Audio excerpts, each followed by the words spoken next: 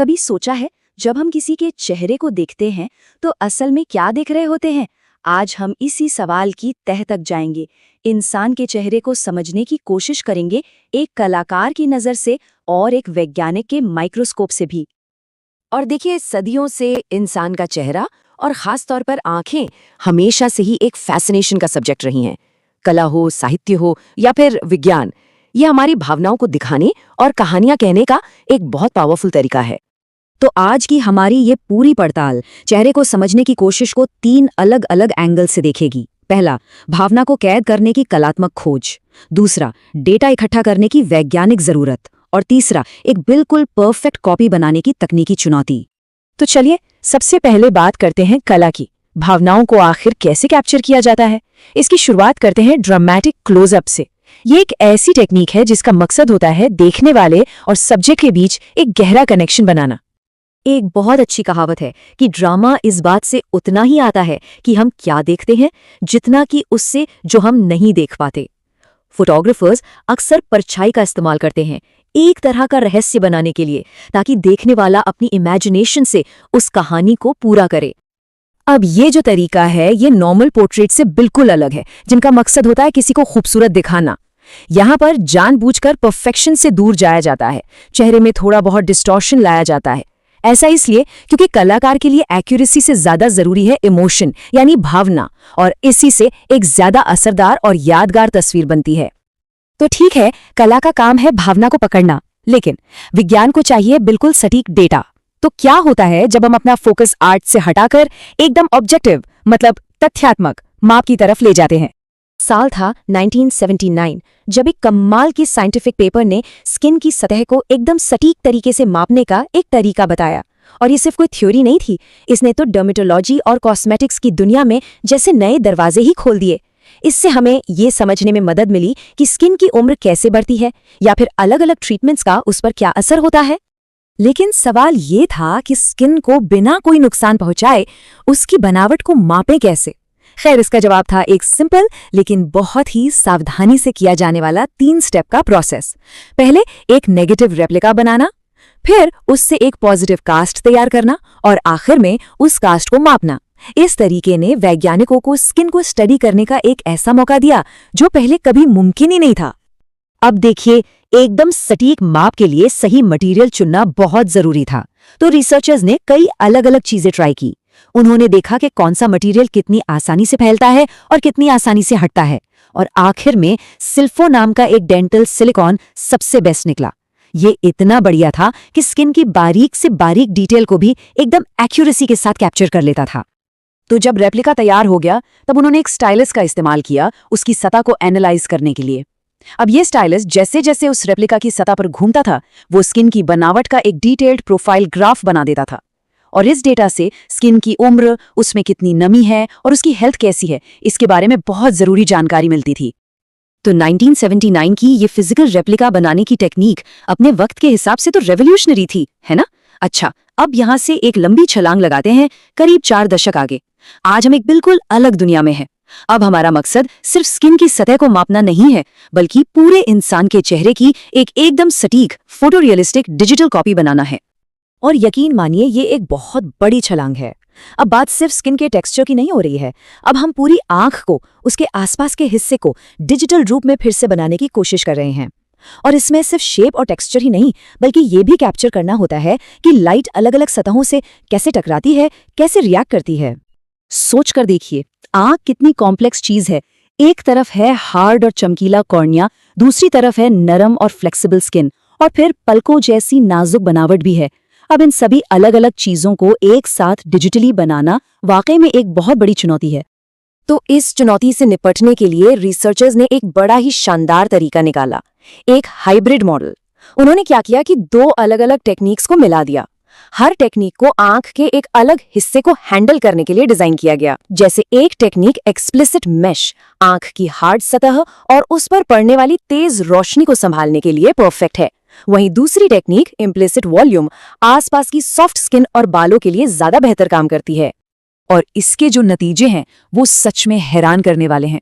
इस hybrid approach से एक ऐसी फोटो रियलिस्टिक डिजिटल आंख बनती है जिस पर लाइट बदली जा सकती है, जिसकी नजर की दिशा बदली जा सकती है और जिसे किसी भी एंगल से देखा जा सकता है। अब जरा सोचिए, फिल्मों, वीडियो गेम्स और वर्चुअल रियलिटी के लिए ये कितनी बड़ी बात है। तो हमने कला, विज्ञान और टेक्नोलॉजी, इन तीनों के जरिए चेहरे को कैप्चर करने की इस यात्रा को देखा। लेकिन एक सवाल है, इन सभी अलग अलग तरीकों को आखिर जोड़ता क्या है? और यहीं पर कहानी एक दिलचस्प मोड़ लेती है। इन हाईटेक डिजिटल कॉपीज को सच में असली जैसा दिखाने के लिए हमें वापस कला की दुनिया में ही जाना पड़ता है। एक डिजिटल आंख को रियल दिखाने के लिए लाइट और शैडो के उन्हीं नियमों की जरूरत पड़ती है जिन्हें एक फोटोग्राफर एक दमदार पोर्ट्रेट बनाने के लिए इस्तेमाल करता है।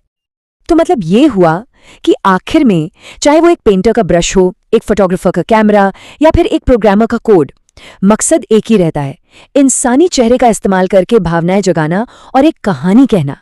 टेक्नोलॉजी तो बदलती रहेगी, लेकिन कहानी कहने की ये जो कला है वो हमेशा वही रहेगी।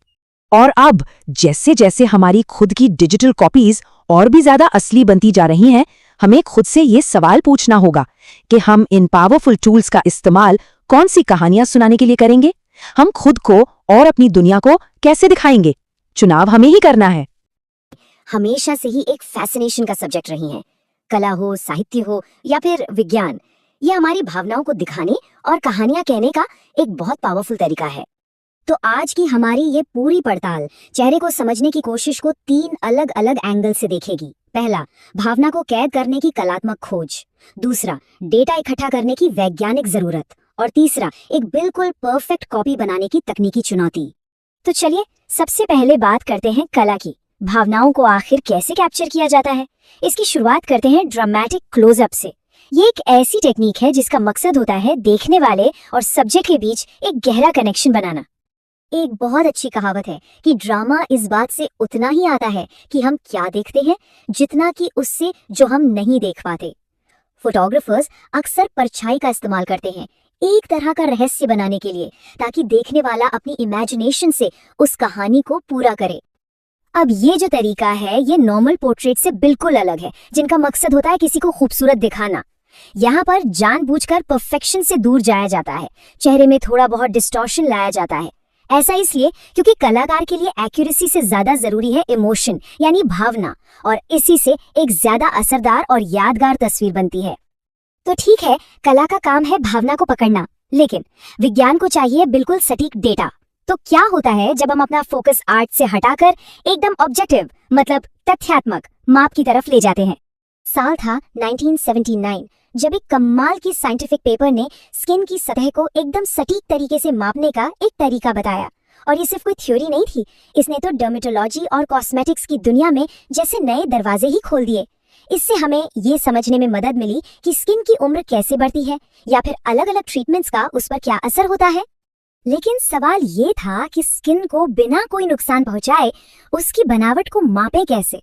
खैर, इसका जवाब था एक सिंपल लेकिन बहुत ही सावधानी से किया जाने वाला 3 स्टेप का प्रोसेस। पहले एक नेगेटिव रेप्लिका बनाना, फिर उससे एक पॉजिटिव कास्ट तैयार करना और आखिर में उस कास्ट को मापना। इस तरीके ने वैज्ञानिकों को स्किन को स्टडी करने का एक ऐसा मौका दिया जो पहले कभी मुमकिन ही नहीं था। अब देखिए, एकदम सटीक माप के लिए सही मटेरियल चुनना बहुत जरूरी था। तो रिसर्चर्स ने कई अलग अलग चीजें ट्राई की। उन्होंने देखा कि कौन सा मटेरियल कितनी आसानी से फैलता है और कितनी आसानी से हटता है, और आखिर में सिल्फो नाम का एक डेंटल सिलिकॉन सबसे बेस्ट निकला। ये इतना बढ़िया था कि स्किन की बारीक से बारीक डिटेल को भी एकदम एक्यूरेसी के साथ कैप्चर कर लेता था। तो जब रेप्लिका तैयार हो गया, तब उन्होंने एक स्टाइलस का इस्तेमाल किया उसकी सतह को एनालाइज करने के लिए। अब ये स्टाइलस जैसे जैसे उस रेप्लिका की सतह पर घूमता था, वो स्किन की बनावट का एक डिटेल्ड प्रोफाइल ग्राफ बना देता था। और इस डेटा से स्किन की उम्र, उसमें कितनी नमी है और उसकी हेल्थ कैसी है, इसके बारे में बहुत जरूरी जानकारी मिलती थी। तो 1979 की ये फिजिकल रेप्लिका बनाने की टेक्निक अपने वक्त के हिसाब से तो रेवोल्यूशनरी थी, है ना? अच्छा, अब यहाँ से एक लंबी छलांग लगाते हैं करीब 4 दशक आगे। आज हम एक बिल्कुल अलग दुनिया में हैं। अब हमारा मकसद सिर्फ स्किन की सतह को मापना नहीं है, बल्कि पूरे इंसान के चेहरे की एक एकदम सटीक फोटो रियलिस्टिक डिजिटल कॉपी बनाना है। और यकीन मानिए, ये एक बहुत बड़ी छलांग है। अब बात सिर्फ स्किन के टेक्सचर की नहीं हो रही है।